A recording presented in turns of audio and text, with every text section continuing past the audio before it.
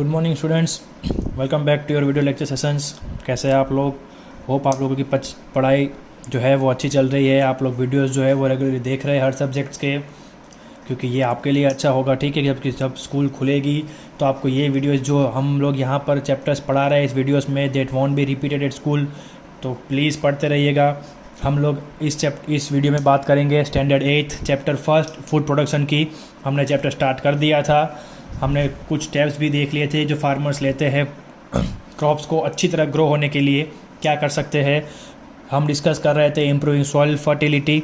हम अब हमारी खेत की सॉइल को कैसे अच्छे से हम लोग उसको डेवलप कर सकते हैं ताकि प्लांट्स जो उसमें हम सो करेंगे वो क्या हो सकते हैं, ठीक से ग्रो हो पाए, राइट। तो हमने बात की थी नाइट्रोजन फिक्सेशन की, फिर हम लोग उसके बहुत सारे स्टेप्स देखे थे। फिर हमने बात की थी लास्ट चैप्टर के एंड में बायो फर्टिलाइजर्स की, वो क्या होता है। तो उसी टॉपिक को आगे हम इस बार कंटिन्यू करेंगे, इम्प्रूविंग सॉइल फर्टिलिटी, जो कि इस चैप्टर के बहुत सारे टॉपिक्स का सबसे बड़ा टॉपिक है, राइट। अभी भी चल रहा है और आज ख़त्म हो जाएगा। तो उसका नेक्स्ट टॉपिक जो है वो है मैन्योर। तो हमने बायो फर्टिलाइजर्स देख लिया था क्या था, अब आगे पढ़ते हैं मैन्योर का।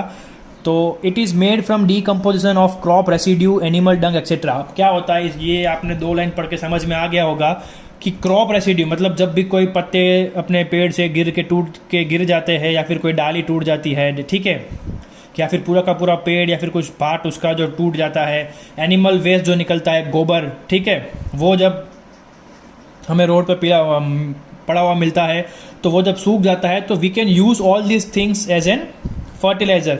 आप डायरेक्टली इसको अगर आप खेत में डाल दोगे तो it will act as an fertiliser, right. और इसको हम क्या बोलेंगे, मैन्योर बोलेंगे। अब ये सारी चीज़ें जो हमने यूज़ की, क्रॉप रेसिड्यू, एनिमल डंग, वो क्या था, ऑर्गेनिक वेस्ट था। मतलब ऑर्गेनिक वेस्ट मतलब जिंदा चीज़ों में से जो वेस्ट निकला या फिर जिंदा चीज़ें जो वेस्ट बनी वो था। तो इसीलिए हम कभी कभी मैन्योर को क्या बोल सकते हैं, ऑर्गेनिक मैन्योर भी बोल सकते हैं, राइट।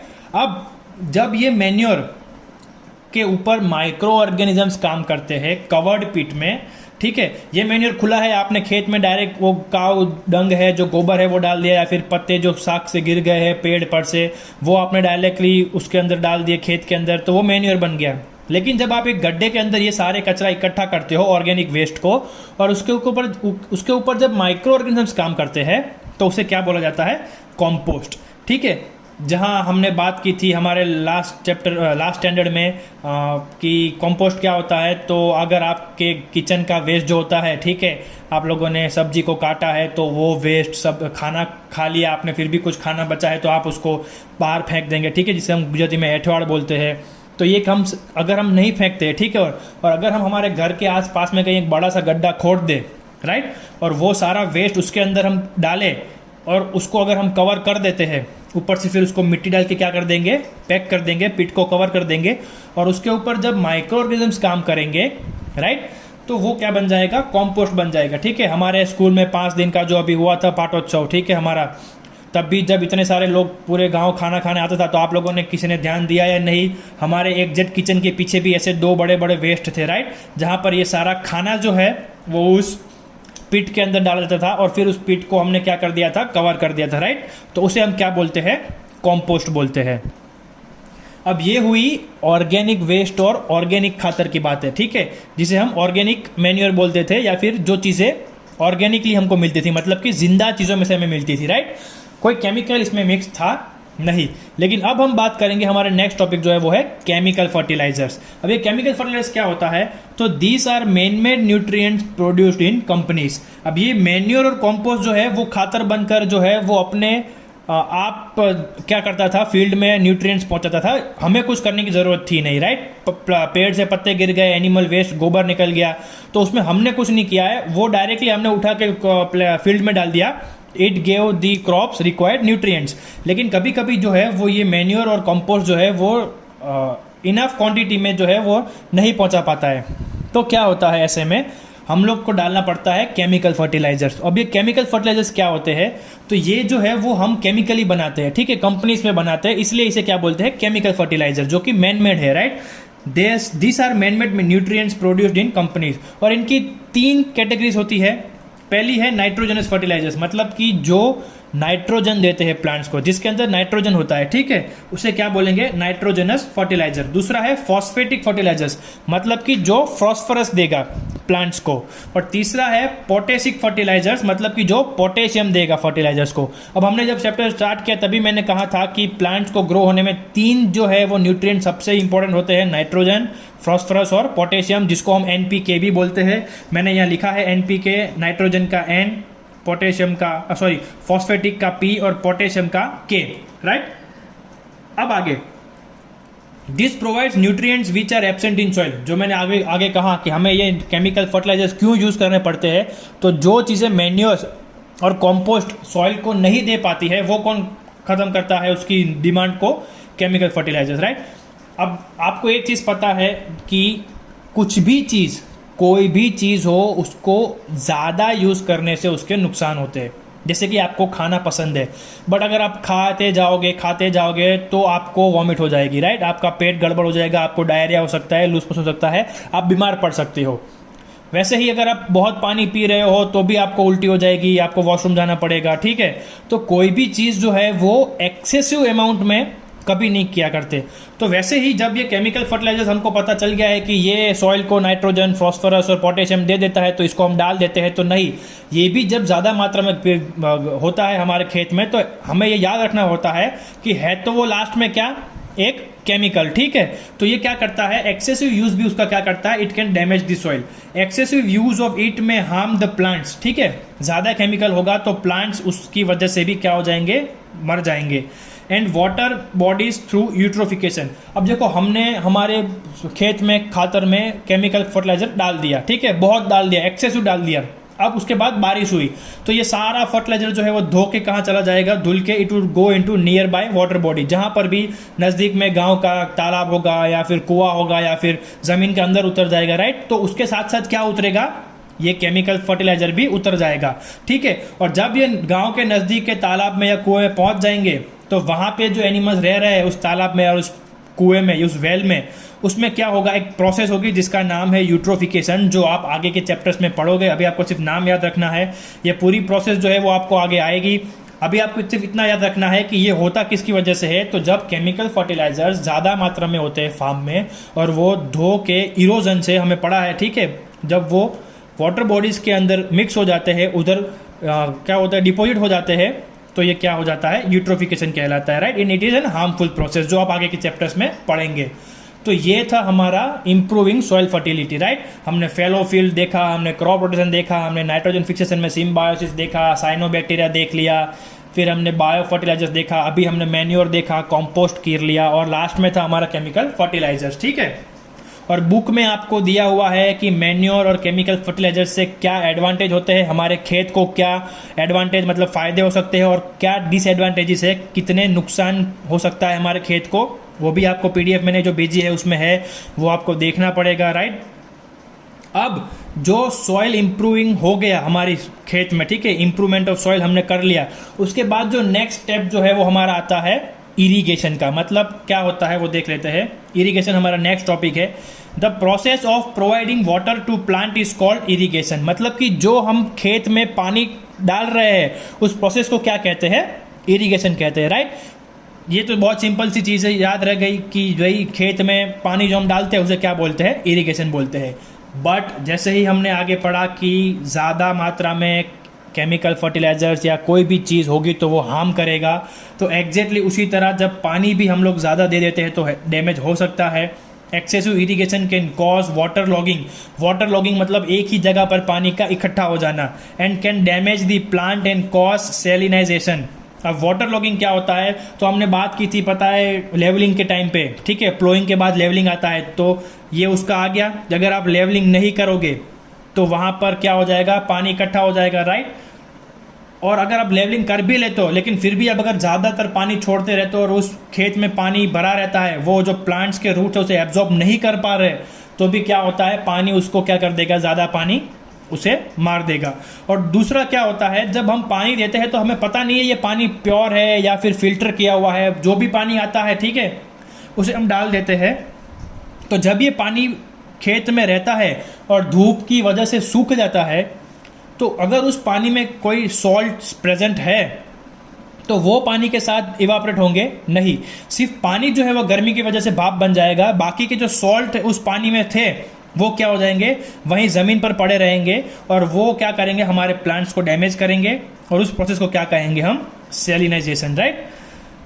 ये थी बात इरिगेशन की। अब हमारे पास कौन कौन से सोर्स है, हम पानी कहाँ कहाँ से ला के हमारे प्लांट्स को दे सकते हैं, वो डिस्कस करते हैं।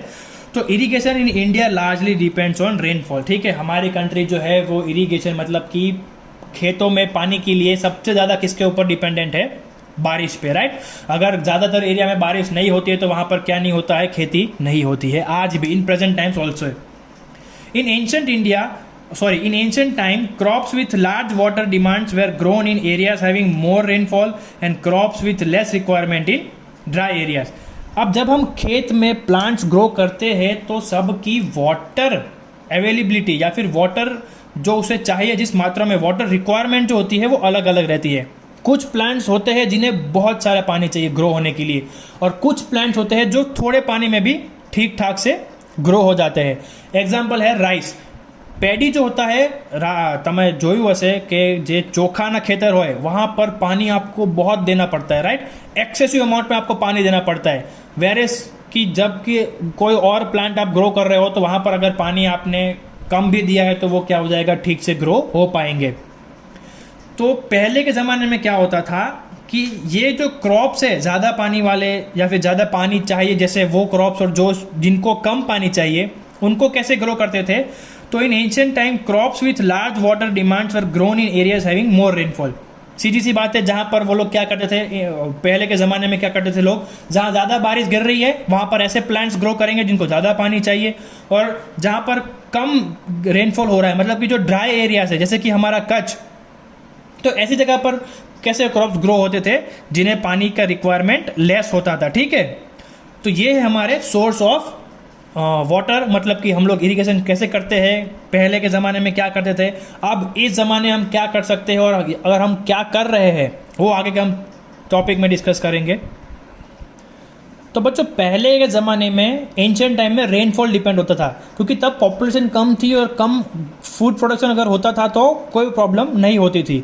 बट राइट नाउ जैसे जैसे पॉपुलेशन बढ़ रही है, हमारे खाने की डिमांड भी बहुत बढ़ रही है, तो हम लोग ऐसी जगह पर कल्टीवेशन नहीं कर सकते सिर्फ कि जहाँ पर बारिश ज़्यादा हो। हमें हर जगह पर हमें क्या करना होता है, प्लांट्स ग्रो करने होते हैं, फूड क्रॉप्स ग्रो करने होते हैं।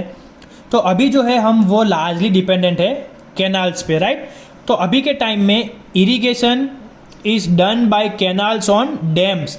हम अभी इस ज़माने में क्या यूज़ करते हैं, डैम्स बनाते हैं। डैम्स आपको पता है जहाँ बड़ी बड़ी नदियाँ होती है उसका पानी जो है वो डैम्स में रोका जाता है, और फिर जहाँ ज़रूरत होती है उन जगह पर डैम से पानी भेजा जाता है, कैसे, कैनाल्स के थ्रू, ठीक है। हमारे गुजरात में सबसे बड़ी कैनाल की एक कभी योजना जो है वो सफल हुई है, नर्मदा योजना। हमारा सरदार सरोवर डैम जो है वो बन चुका है, ठीक है।